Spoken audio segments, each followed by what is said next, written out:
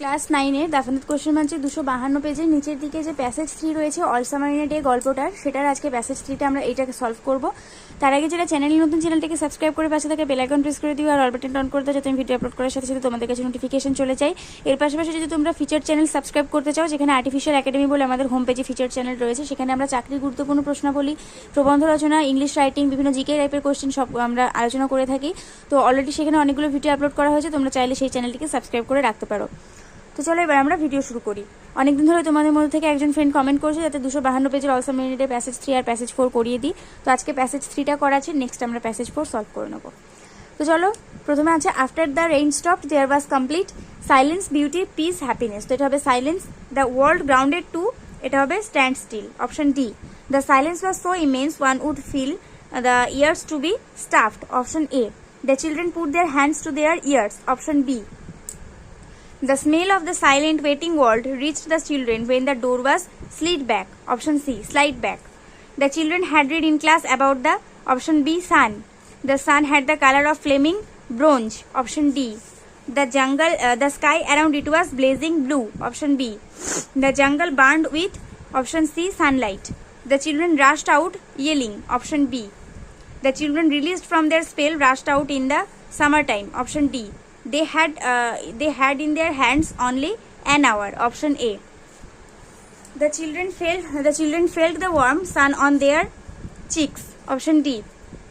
The children took off their jackets. The sunlight was better than the lamplight. The jungle had the color of rubber, ash and ink. The children lay out laughing on the jungle mattress. The children played hide and seek. The children squinted at the sun until tears ran down. The children ran in a blessed sea of no sound, option D, sound. The children ran around like animals escaped from their caves. The children ran and ran shouting in circles. এবার question আছে describe the silence that prevailed after the rain stop. বৃষ্টি থামার পরে যে সাইলেন্সটা ছিল সেই সাইলেন্সের পরিচয় দিতে বলছে। তো আনসারে আমরা কি লিখবো? আনসারে লিখবো যে in the story all summer in a day written by Ray Bradbury. তো যেটুকু আমি আন্ডারলাইন করছি সেটুকু ভালো করে দেখো। তোমরা যারা আমাদের চ্যানেলের রেগুলার ভিউয়ার্স তারা অবশ্যই জানো যে কোনো আনসার লেখার ক্ষেত্রে আমি সেই গল্পের নাম বা কবিতার নাম এবং তার লেখকের নামটা উল্লেখ করতে বলি, তবে যিনি খাতা দেখবেন তার ইমপ্রেশনটা অনেকটা ভালো হবে। তো তার জন্য তোমরা যখনই এই all summer in a day থেকে কোশ্চেনের আনসার লিখতে যাবে, লিখবে in the story all summer in a day written by Ray Bradbury. তারপরে তোমরা কমা দিয়ে নিজেদের মূল আনসারটা লেখা শুরু করবে। তো এখানে আমরা লিখবো আফটার দ্য রেইন স্টপ, বৃষ্টি থামার পর, it was as if a hurricane had lost it sound. এমন মনে হচ্ছিল যেন একটা হারিকেন ঝড় তার সাউন্ড হারিয়ে ফেলেছে। দেয়ার ওয়্যার নো মোশনস অর ট্রেমার, সেখানে কোনো গতি বা কোনো ট্রেমার ছিল না, বাট পিস, কিন্তু শান্তি ছিল। এক্স্যাক্টলি এই মুহূর্তে আমার ট্রেমারের বাংলা মিনিংটা মনে পড়ছে না, আমার অনেক সময় পেটে আসে মুখে আসে না, আমার মনে পড়ছে না। There were the silence was so immense one would feel as if the ears had been stuffed. সাইলেন্সটা এতটাই দৃঢ় ছিল যে মনে হচ্ছিল যেন কানে তালা লেগে গেছে। ঠিক আছে, দেখতে পাচ্ছ নিশ্চয়ই। So immense one would feel as if the ears had been stuffed, এটা হচ্ছে আমাদের আনসার। সেকেন্ড কোয়েশ্চেন কি আছে? What happened as the door slide back. যে ডোরটা স্লাইড করে পিছনে সরে গেল তখন কি হয়েছিল? অ্যাজ দ্য, এখানে তোমরা প্রথমে লিখে নেবে in the story all summer in a day written by Ray Bradbury, comma দিয়ে as the door slide back the smell of the silent waiting world came to the children then the sun came out. যেই ডোরটা slide করে পিছনে সরে গেল তখনই নিস্তব্ধ অপেক্ষমান জগতের গন্ধটা চিলড্রেনদের কাছে আসলো, তখনই সূর্যটা বেরিয়ে পড়লো। থার্ড কোয়েশ্চেন আছে how was the অ্যাপারেন্স of the সান। সূর্যের অ্যাপারেন্সটা কেমন ছিল, সূর্যকে দেখতে কেমন ছিল? দ্য সান, প্রথমে লিখবে in the story all summer in a day written by Ray Bradbury, comma the sun was the colour of flaming bronze and it was very large, its light was better than the lamp lights. সূর্যটা flaming ব্রোঞ্জের colour ছিল এবং এটা খুবই বড় ছিল, আর এটা lamp লাইটের থেকে এটার লাইট অনেকটা বেশি বেটার ছিল। এরপর আছে how was the sky around the সান। সূর্যের আশেপাশের আকাশটা কেমন ছিল? তো এটা হবে the sky around the sun was blazing blue, একদম উজ্জ্বল নীল রঙের ছিল। আর মানে এভাবে লিখে দেবে যে in the story all summer in a day written by Ray Bradbury, comma the sky around the sun was blazing blue, the sky around the sun was blazing blue, এটুকু লিখলেই হবে। এরপরে আছে what did the children do when they saw the sun. যখন সূর্যকে চিলড্রেনরা দেখলো তখন তারা কি করলো? প্রথমে লিখবে in the story all summer in a day written by Ray Bradbury, comma দিয়ে when the children saw the sun they release from the spell rushed out yelling into the summer time. এরপর why did the children turn up their faces to the sky, কেন তারা আকাশের দিকে মুখ তুলে বসেছিল? Answer হবে in the story All Summer in a Day written by Ray Bradbury comma দিয়ে the children turn up their faces to the sky to feel the warm sun on their cheeks. Next পেজে আছে why did the children remove their jackets, কেন চিলড্রেনরা নিজেদের jacket remove করেছিল? তো কেন jacket remove করেছিল?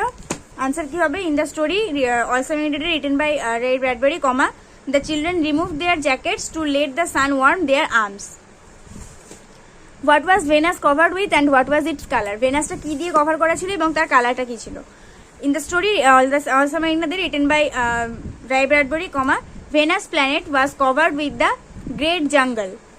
Venus planet was covered with the great jungle. Its color was the color of rubber, ash and ink.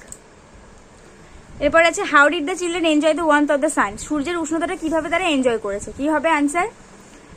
প্রথমে লিখে নেবে in the story all summer in the written by Ray Bradbury, তারপর লিখবে the children were running and turning up their faces to the sky to feel the warm sun on their chicks.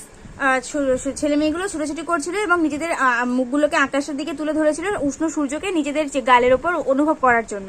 They took off their jackets and let the sun warm their arms, thus they enjoyed the warmth of the sun. তারা তাদের jacket খুলে ফেলেছিল যাতে সূর্য তাদের বাহুগুলোকে উষ্ণ করে তুলতে পারে, এইভাবে তারা সূর্যের উষ্ণতাটাকে এনজয় করেছিল।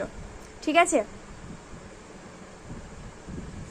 এরপরে কোয়েশ্চেন হচ্ছে how did the children play in the jungle, কিভাবে ওরা জঙ্গলের মধ্যে খেলা করেছিল? তো আমাদের এখানে বই থেকে আমরা একটু আনসারটা দেখে নেব। বইতে যদি আমরা দেখি তাহলে আমাদের এখান থেকে এতটা বলতে হবে। প্রথমে আমরা লিখে নেবো in the story All Summer in a Day written by Ray Bradbury comma দিয়ে লিখবো দ্য চিলড্রেন লে আউট লাফিং on the jungle mattress, they ran among the trees, they slipped and fell, they pushed each other and played hide and seek. এইটুকু লেখার পর last line আমরা লিখে দেবো যে thus the children played in the jungle, মানে ওইটুকু লেখার পর আমরা লিখবো thus the children played in the jungle. এইভাবেই চিলড্রেনরা জঙ্গলের মধ্যে খেলা করেছিল।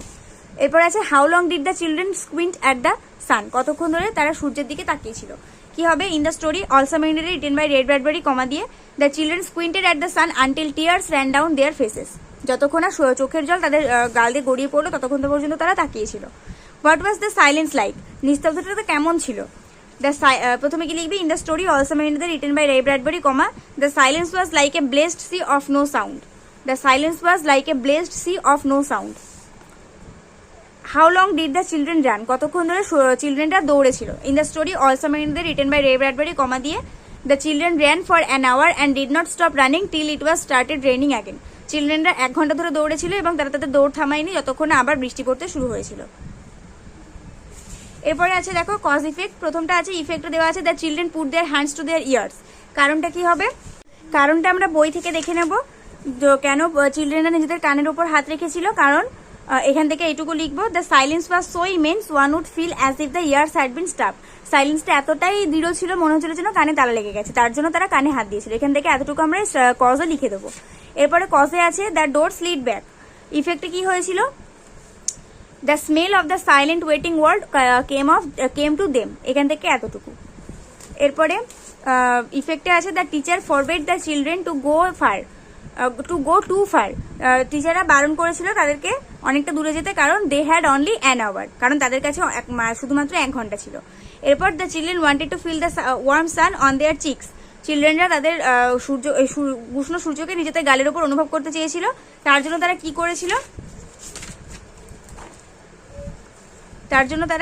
করেছিল? এখানে আমাদের আনসার আমরা লিখবো they took off their jackets and let the sun, না এটা কজে কি তাহলে কি হবে? হ্যাঁ কজে তাহলে আমরা এইটা লিখবো যে the sunlight was better than lamp lights, মানে কেন তারা আর কি সূর্যটাকে নিজেদের গালের ওপর অনুভব করতে চেয়েছিল, কিন্তু কেন চেয়েছিল? কারণ the sunlight was better than lamp light, সানলাইটটা ল্যাম্প লাইটের থেকেও বেটার ছিল। এরপরে আছে they put off their jackets, তারা তাদের জ্যাকেট খুলে ফেলেছিল। ইফেক্টে কি হয়েছিল? ইফেক্টে হয়েছিল they let the sun warm their arms, তারা সূর্যকে তাদের বাহুগুলোকে উত্তপ্ত করতে দিয়েছিল। এরপর ইফেক্টে আছে tears ran down their faces, কারণটা কি? দে স্কুইন্টেড অ্যাট দ্য সান, তারা সূর্যের দিকে এক নাগাড়ে তাকিয়েছিল তার জন্য। তো আজকে আমরা প্যাসেজ 3টা সলভ করলাম, আশা করছি এটা নিয়ে কারোর মনে কোনো সংশয় নেই। আর পরের পার্টে প্যাসেজ 4 সলভ করবো। আজকে ভিডিও পর্যন্ত একটা করে লাইক করে দিই, বন্ধুদের সঙ্গে অনেক শেয়ার করে দাও। নেক্সট ভিডিওতে দেখা হবে, ততক্ষণ পর্যন্ত সবাই ভালো থাকো, সুস্থ থাকো, মন দিয়ে পড়াশোনা করতে থাকো।